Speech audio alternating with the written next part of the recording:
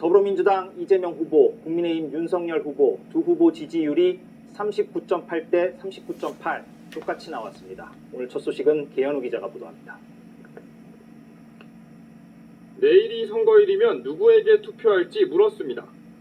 이재명, 윤석열 후보 둘 다 39.8% 똑같았습니다. 심상정 3.1, 안철수 후보는 8.2%였습니다.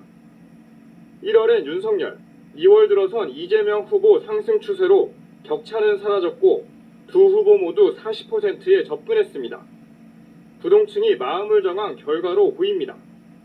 연령대별로는 30대만 접전이고 40대와 50대에선 이재명 후보가, 더 어리거나 나이 든 세대에선 윤석열 후보가 우세했습니다. 지역별로 보면 서울과 영남에선 윤석열, 호남에선 이재명 후보가 앞서는 걸로 나왔고 인천, 경기, 충청, 제주, 강원 초접전입니다.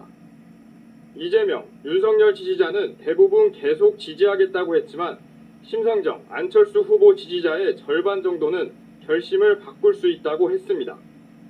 지지와 관계없이 누가 당선될 것 같냐고 물었더니 윤석열 후보를 꼽는 사람이 가장 많았지만 이재명 후보와의 격차는 줄었습니다. 국정과제별로 누가 가장 잘할지 물었습니다. 경제성장, 코로나 대응에선 이 후보를 꼽은 응답이 더 많았고 부동산 문제 해결과 국민통합의 경우 양강 후보의 평가가 오차 범위 안에서 비슷하게 나왔습니다. TV토론을 누가 더 잘했는지에 대해선 이재명 36.9, 윤석열 20.2%, 누구의 대선 공약이 더 좋다고 보는지에 대해선 이재명 37.9, 윤석열 31.3%였습니다. 이재명 후보 지지층은 사전투표일과 본투표일에 투표하겠다는 응답이 반반이었지만 윤석열 후보 지지층은 대부분 본투표 날에 투표하겠다고 답했습니다.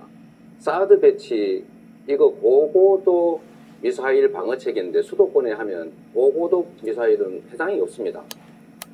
왜 그걸 다시 설치해서 중국의 반발을 불러와서 경제를 망치려고 하는지, 이거 어디다가 설치할 건지 그 한 말씀 한번 해봐 주십시오.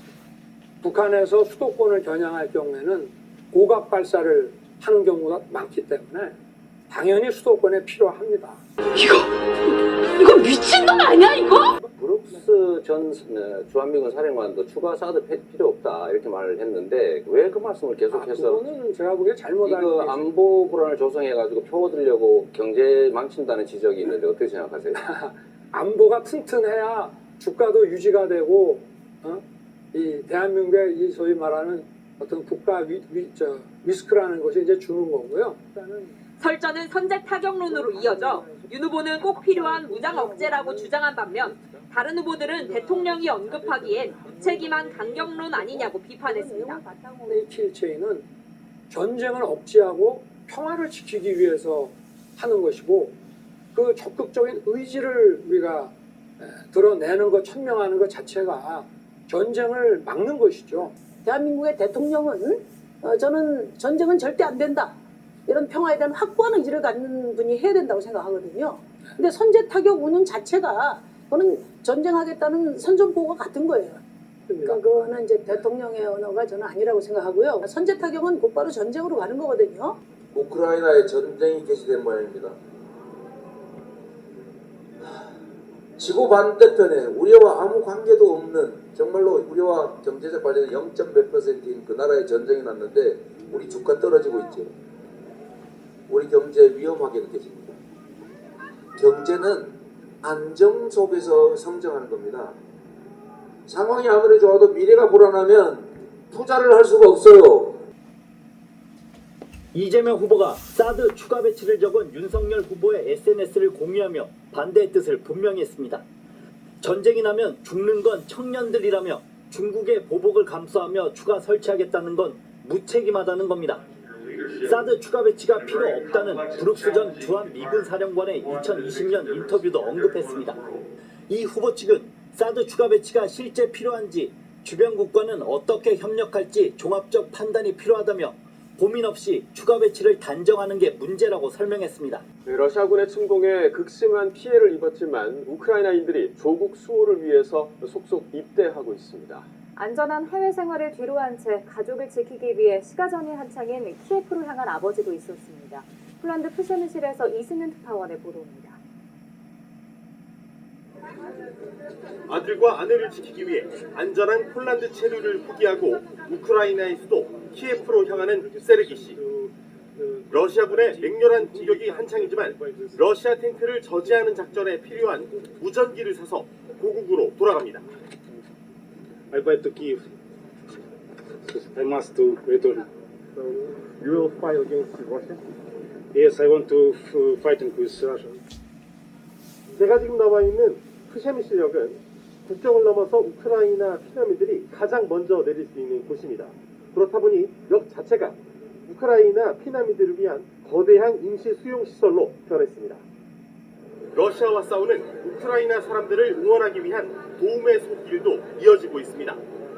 프셰미실역에는 우크라이나 피난민들에게 무료로 교통편을 제공하려는 온정의 손길이 답지했습니다.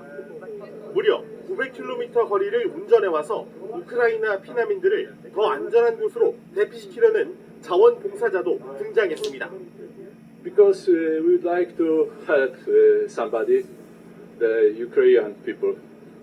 And we drove all night, and now we wait for people from the train.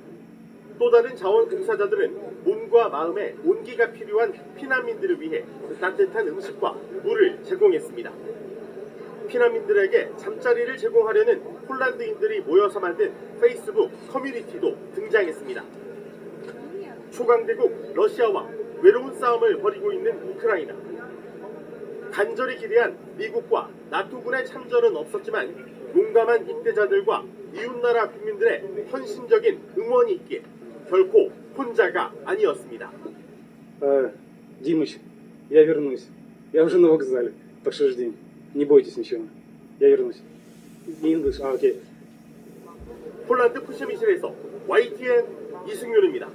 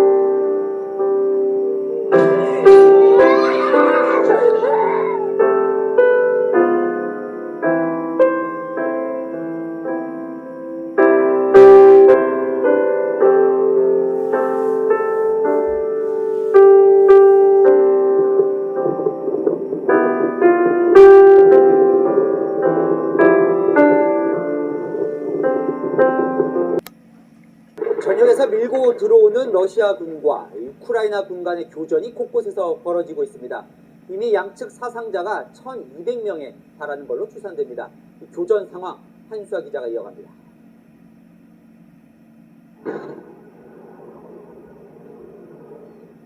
공습 이튿날에도 우크라이나 곳곳에 융단 폭격이 이어졌습니다. Ну, во-первых, я услышала какой-то страшный такой как выбух, наверное, сумасшедшей силы. Вот. И потом я вскакиваю, не знаю, куда мне деваться, паника вначале, конечно. 건물은 불에 탔고 거리에는 군복과 파편들이 널브러져 있습니다. 우크라이나 국경 부근에 병력 19만 명을 집결시킨 러시아는 동쪽, 북쪽, 남쪽 3면에서 키예프를 향해 진격 중입니다. 처음 공격이 시작됐던 동부 돈바스 지역의 방어선은 이미 뚫었고 벨라루스를 통과한 기갑부대는 곧장 수도 키예프를 향했습니다. 남쪽에서는 크림반도를 통해 남부 도시 오데사에 입성했습니다. 러시아군 호송 차량이 우크라이나 북부와 남부에서 중심부로 향하는 모습도 포착됐습니다. 러시아군은 공수부대 병력을 키예프 인근 공항들에 투입해 교전을 벌이고 있습니다. These troops you can see over here. Stand up, Lewis. These troops you can see over here, they are Russian airborne forces. They have taken this airport. 우크라이나 군인과 민간인을 포함해 사상자는 최소 410명으로 알려졌으며 우크라이나 국방부는 러시아군 탱크 30여 대를 파괴했고 항공기 7대와 헬리콥터 6대도 격추했다고 밝혔습니다. CNN은 우크라이나 국방부 자료를 인용해 러시아군의 사상자 수가 약 800명을 기록했다고 보도했습니다. 양측 사상자만 1,200명을 넘어선 것으로 추정됩니다.